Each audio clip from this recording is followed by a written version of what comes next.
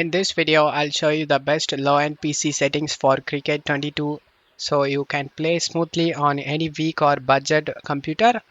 First, go to settings just by pressing 0 key and go to general settings and press the 3 key in your keyboard and go to graphics. Set the resolution to a lower value like 1280 into 720 for better performance. Change character detail to low, shadows to low, shadow contact and shadow smoothing set both to disabled just by unchecking it. Anti-aliasing choose off for maximum FPS. Depth of field set to disable and bloom set to disable. Light flares disabled. Set grass to low and sky to low. Lighting set to low. Crowd quality and crowd capacity cap set this both to low.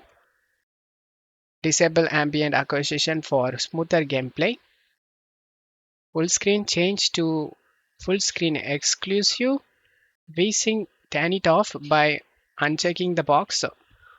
Frame rate set to 60. Now you just need to press the escape key and apply these settings. The game will run much smoother even on low end hardware.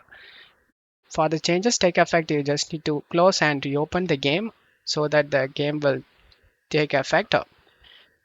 Thanks for watching. Try these settings and enjoy smooth Cricket 22 gameplay on any PC.